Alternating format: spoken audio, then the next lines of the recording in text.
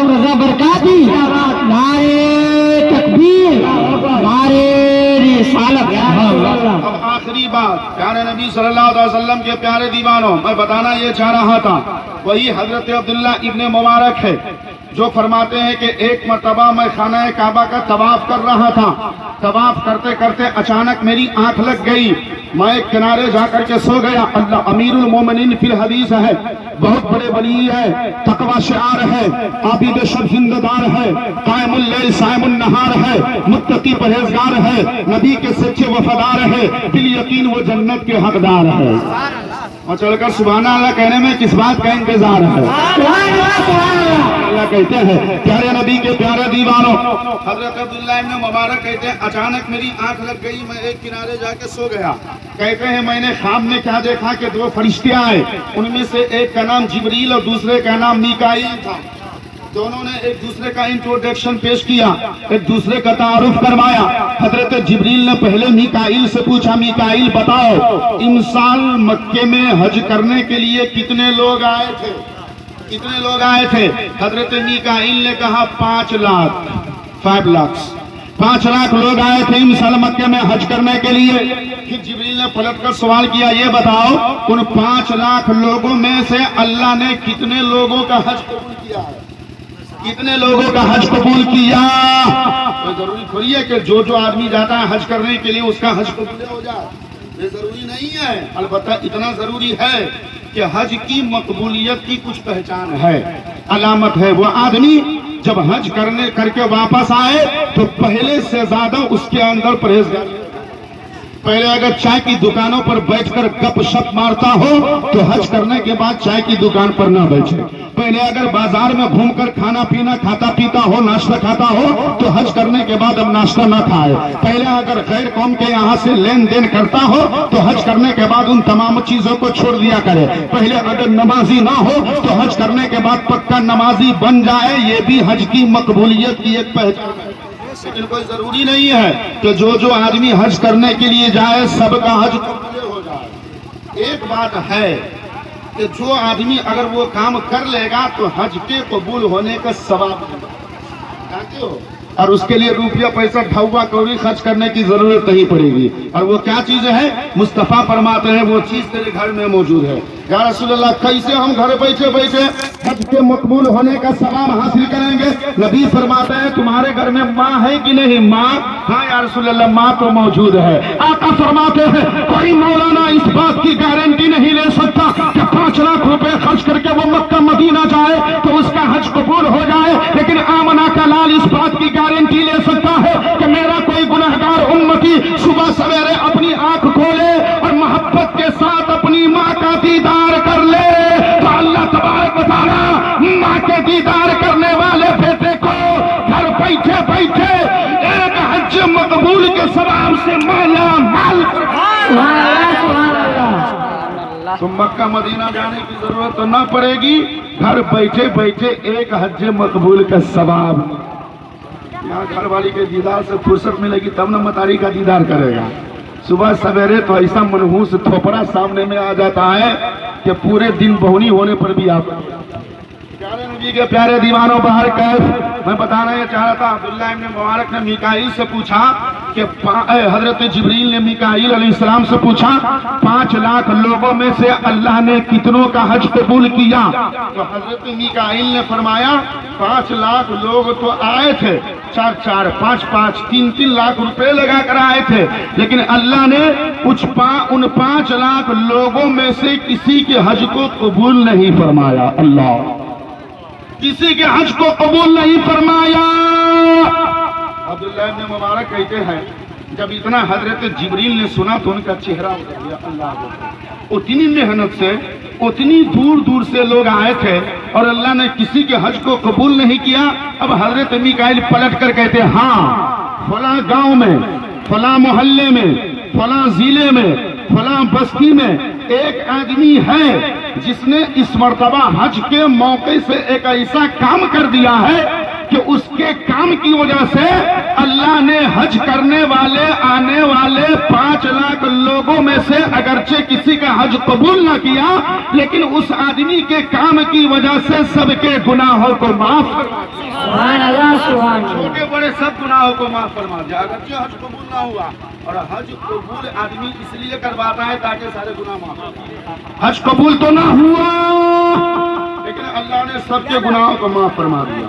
اب حضرت عبداللہ ابن مبارک کہتے ہیں جیسی میری آنکھ کھلی، مجھ کو اس بستی کا نام بھی معلوم تھا، گاؤں کا نام بھی معلوم تھا، اس آدمی کا نام بھی معلوم تھا۔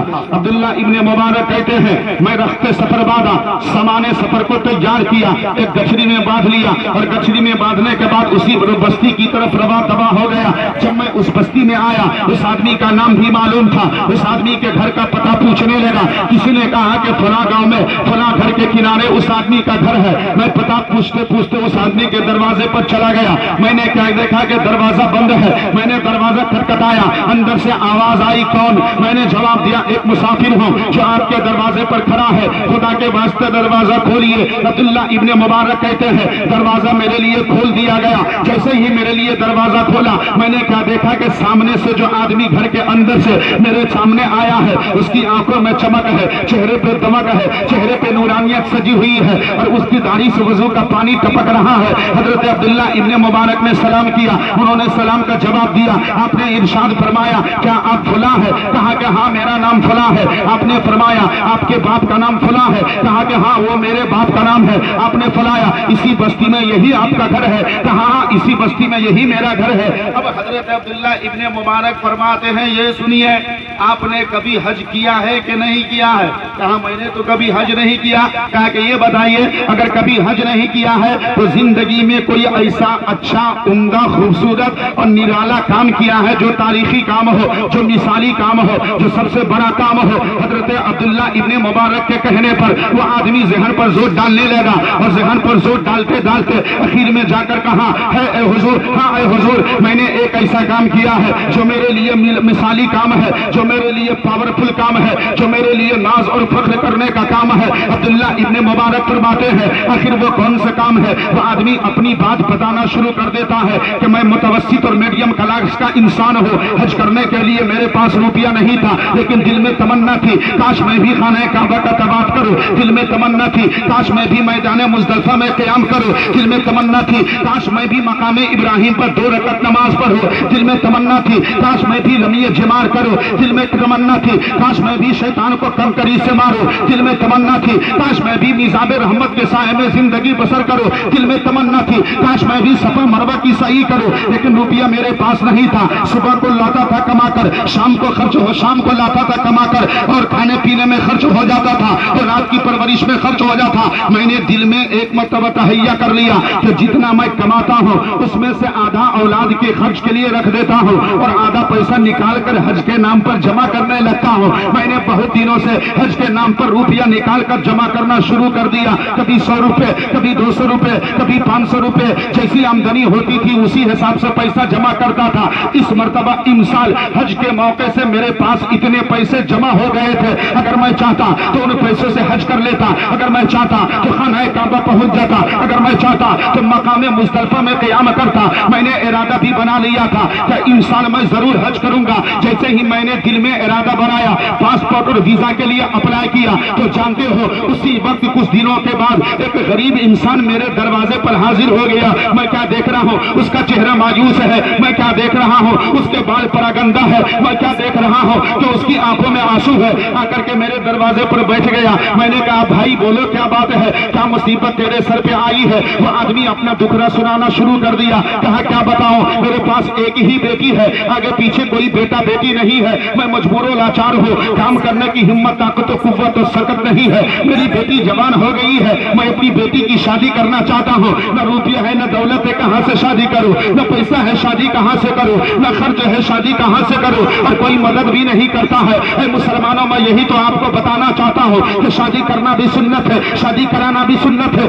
شادی شادی میں مدد کرنا بھی سنت ہے۔ عبداللہ ابن مبارک فرماتے کے کہنے پر وہ آدمی اپنا دکھرا سناتا ہے، وہ آدمی میرے گھر کے سامنے آ کر بیٹھ گیا، اپنی بیٹی کے بارے میں کہنے لگا خدا کے واسطے آپ مدد کر دیجئے تاکہ میری بیٹی کے ہاتھ پیلے ہو جائے، آپ مدد کر دیجئے تاکہ میری بیٹی کی شادی ہو جائے، آپ مدد کر دیجئے تاکہ میری بیٹی دلہن بن جائے۔ میں نے سنا ہے کہ آپ سخی ہے، میں نے سنا ہے کہ آپ کریم ہے، میں نے سنا ہے کہ آپ داتا ہے، میں نے سنا ہے کہ بھوکے رکھ کر دوسروں کو کھلاتے ہیں۔ اگر آپ میری مدد کریں گے اللہ آپ کی مدد کرے گا، اگر آپ میرا سہارا بنیں گے اللہ آپ پر رحم فرمائے گا، اگر آپ میرا خیال کریں گے اللہ کی عنایتوں کی بارش آپ پر چھوم کر ہونے لگے گی۔ حضرت عبداللہ کے کہنے پر وہ آدمی کہتا ہے حج کے لیے جو پیسہ میں نے جمع کر کے رکھا تھا، دل میں سوچا کہ اگر میں حج کر لے رہا ہوں تو لوگ صرف مجھے حاجی کہیں گے، اگر میں اس کی بیٹی کی شادی کروا دے رہا ہوں ہو سکتا ہے کہ مصطفیٰ کو میرا یہ کام پسند آ جائے، قیامت کے دن مجھ کو جنت مل جائے گی، میرے خاندان کو جنت مل جائے گی،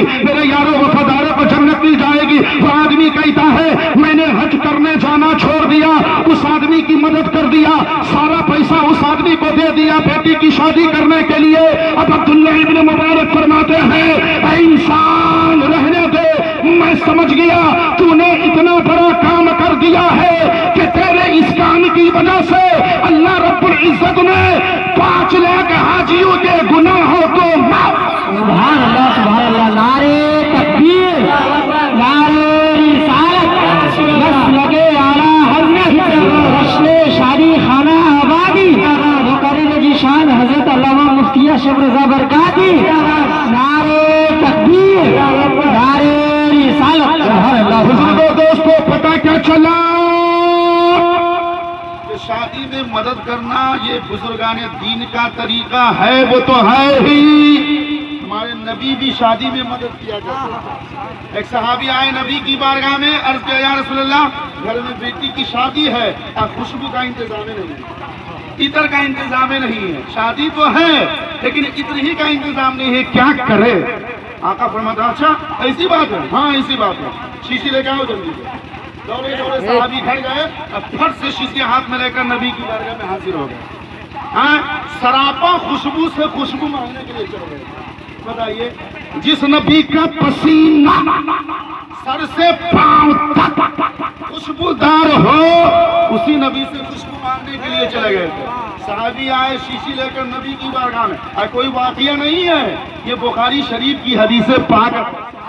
اس حدیث کے راوی کا نام حضرت ابو ہریرہ ہے، جنہوں نے سرکار سے سب سے زیادہ حدیث روایت کی۔ کہتے ہیں کہ صحابی آئے نبی کی بارگاہ میں شیشی لے کر، آقا نے فرمایا لا یار، ہاں یار کہاں ہے؟ گھر سے بڑھا دیا نبی پاک کی بارگاہ میں۔ مصطفیٰ جان رحمت صلی اللہ علیہ وسلم نے صحابی کے ہاتھ سے وہ شیشی لے لی اور اس میں کیا ڈالا؟ جنت الفردوس، فینٹاشیا، مجموعہ، ایروپونز یا دنیا کا تمام عطر۔ اے مسلمانوں تاریخ کا مطالعہ کرو، علماء کے قدموں میں حاضری دو، علماء سے محبت کرو، حدیث پاک پہ نظر دوڑاؤ، تب آپ کو پتہ چلے گا کہ نبی نے شادی میں محنت اور محبت اور مدد کیسے کی ہے۔ جب صحابی نے مصطفیٰ جان رحمت سے مدد مانگی تھی یا رسول اللہ گھر میں بیٹی کی شادی ہے، خوشبو کا انتظام نہیں، گھر میں بیٹی کی شادی ہے، عطر کا انتظام نہیں، تو سرکار نے فرمایا تو شیشی لے کر آؤ۔ جب وہ صحابی شیشی لے کر نبی کی بارگاہ میں پہنچے، مصطفیٰ جان رحمت صلی اللہ علیہ وسلم نے اس صحابی کے ہاتھوں سے شیشی کو لے لیا اور کبھی اپنی پیشانی سے پسینہ پوچھ کر شیشی میں ڈال رہے ہیں، کبھی گردن سے پسینہ پوچھ کر شیشی میں ڈال رہے ہیں، کبھی شکم مبارک سے پسینہ پوچھ کر شیشی میں ڈال رہے ہیں، کبھی بغل مبارک سے پسینہ پوچھ کر شیشی میں ڈال رہے ہیں۔ وہ صحابی جانتے تھے کہ مصطفیٰ جان رحمت کا پسینہ خوشبودار ہوتا ہے، سرکار کے پسینے میں خوشبو، سرکار کا جسم میں خوشبو، سرکار کے سر میں خوشبو، ارے مصطفیٰ کے طلبائے ناز میں خوشبو۔ مصطفیٰ جان رحمت نے جب اس صحابی کے شیشی کو اپنے پسینے سے بھر دیا، ارشاد فرمایا جاؤ تم اپنی بیٹی کو لگانا، تیری بیٹی بھی مہکے گی، اس سے جو بچہ پیدا ہوگا وہ بھی مہکے گا، جاؤ اپنی بیٹی کو لگا دو۔ راوی فرماتے ہیں لوگوں ابھی جو یہ سگریٹی صاحب جو خوشبو بانٹے ہیں میرے خیال سے اب اس کی خوشبو ختم ہو گئی۔ 10 منٹ 5 منٹ 20 منٹ یا زیادہ سے زیادہ بہت قیمتی خوشبو ہو، بہت قیمتی ہو تو 1 سے 2 دن، اس کے بعد ٹائی فش سب ختم۔ کہاں گئی اس کی خوشبو اور کہاں گیا اس کا اثر؟ سب لاپتہ۔ اب मुस्तफा जान रहमत ने जो पसीना दिया था खुशबू की जगह पर, जानते हो आका करीम सल्लल्लाहु अलैहि वसल्लम ने फरमाया जा अपनी बेटी को लगा देना। अब वो सहाबी आते हैं, मुस्तफा जान रहमत का अता करदा पसीना खुशबू के तौर पर अपनी बेटी के जिस्म पर मरते हैं, अपनी बेटी के लिबास पर लगाते हैं। अपनी बेटी को मुस्तफा जान रहमत के पसीने की खुशबू से मुअत्तर फरमाते हैं। तारीख बताती है वो दुल्हन भी महकने लगी और उस दुल्हन के पेट से जो साल 2 साल के बाद बच्चा पैदा होता रहा, नबी के पसीने की खुशबू की बरकत से अल्लाह रब्बुल इज्जत ने पैदा होने वाले बच्चे को भी खुशबूदार अल्लाह। नारे तकबीर, सब लोग मोहब्बत के साथ जवाब दे, नारे तकबीर, नारे रिसालत, जश्न शादी खाना आवानी, हज़रत अल्लामा मुफ्ती अशरफ बरकाती, नारे तकबीर, नारे रिसालत। प्यारे दीवानों, तो शादी करना भी सुन्नत, शादी कराना भी सुन्नत, तो शादी में मदद करना भी नबी करीम सल्लल्लाहु अलैहि वसल्लम का तरीका है। इसलिए हम खुशनसीब है जो अपने भाइयों का साथ शादी में देते हैं। मिलाद की महफिल में आकर बैठना, शादी के मिलाद की महफिल में, ये भी शादी में मदद करने का एक तरीका ही होता है, एक तरीका ही होता है। तो हम और आप अदब एहतराम के साथ बैठकर नबी करीम सल्लल्लाहु अलैहि वसल्लम की प्यारी प्यारे नबी सल्लल्लाहु अलैहि वसल्लम के प्यारे दीवानों, वो सहाबी नारे तकबीर, नारे रिसालत, लगे आला हज़रत जश्न ईद मिलादुन नबी, नारे तकबीर, नारे रिसालत। वो सहाबी नबी की बारगाह में शीशी लेकर आए। मुस्तफा जान रहमत ने अपने पसीने मुबारक से उस सहाबी की शीशी को भर दिया और मुस्तफा जान रहमत ने उस सहाबी को अता फरमा दिया। गोया कि मुस्तफा जान रहमत ने पूरे दुनिया वालों को इस बात का पैगाम दे दिया, ऐ लोगों, नबी की बराबरी बाद में करना, पहले उसके पसीने की बराबरी का जवाब ला दो। नबी के मिसाल बाद में पेश करना, पहले उनके पसीने की मिसाल पेश करो। अरे नबी का जवाब बाद में देना, पहले उनके पसीने का जवाब दो। आला हजरत का दरिया मोहब्बत जोश में आता है, बरेली की सरजमीन पर कलम को हरकत देते हैं, इरशाद फरमाते हैं हबीब या रसूल अल्लाह, सरताबा कदम है तनी सुल्तान ज़मन फूल, लब फूल दहन फूल ज़दन फूल बदन फूल, और अल्लाह जो मिल जाए मेरे गुल का पसीना, मांगे न कभी इधर न फिर जाए दुल्हन को। तकबीर, सरकार की आमद, सरकार की आमद, आका की आमद, आका की आमद, मसलके आला हज़रत, इश्क मोहब्बत, इश्क मोहब्बत, प्यार मोहब्बत, प्यार मोहब्बत, बस्ती बस्ती करिया करिया, हज़रत अल्लामा मुफ्ती अशरफ बरकाती, नारे तकबीर, नारे रिसालत। आपको सारे लोगों को इस बात की तौफीक रफीक अता फरमाए कि हम लोग भी अपने भाइयों की मदद करें, उनके खुशी में भी शरीक हो, उनके गम में भी शरीक रहें, और साथ ही साथ उनके दिल को तसल्ली भी दे। वक्त पड़े तो कांधे से कांधा मिलाकर चलने की जरूरत पड़े तो चले भी। अल्लाह रब्बुल इज्जत हमको आपको तमाम लोगों को तमाम नेक काम को अंजाम देने की तौफीक रफीक अता फरमाए। मुस्तफा जान रहमत की मोहब्बत में जीने मरने की तौफीक अता फरमाए। सिरात मुस्तकीम पर चलने और उस पर गामजन रहने की तौफीक रफीक अता फरमाए। बस इन्हीं चंद जुमलों के साथ मैं अपनी गुफ्तगू को यहीं पे खत्म कर रहा हूँ। अल्लाह की बारगाह में दुआ करते हुए खलाकी कायनात चंद मिनटों की गुफ्तगू में जो मैंने कुरान और हदीस की रोशनी में अपने मुसलमान भाइयों के बीच में रखी है, या अल्लाह अगर मुझसे बोलने में कहीं पे किसी तरह की कोई ऐसी गलती हो गई हो जिसकी वजह से तेरी शान में या तेरे हबीब पाक की शान में या बुजुर्गान दीन की शान में गुस्ताखी हो रही हो, तो ये फकीर हकीर सरापा तकसीर, ये गुनहगार खताकार सियाकार खाती पापी इंसान सारे मुसलमान भाई को मिंबर नूर पे जलवाबार तमाम उलमाए किराम को गवाह बनाकर अपनी गलती से तौबा करता है। तू मेरी तौबा को कबूल फरमा ले। अस्तगफिरुल्लाह रब्बी मिन कुल्लि ज़ंबी व अतूबु इलैहि, अस्तगफिरुल्लाह रब्बी मिन कुल्लि ज़ंबी व अतूबु इलैहि, अस्तगफिरुल्लाह रब्बी मिन कुल्लि ज़ंबी व अतूबु इलैहि। आइए चलते चलाते सब रात अकीदत व मोहब्बत के साथ एक मरतबा मचल कर अपना ईमानी इस्लामी हक्कानी इरफानी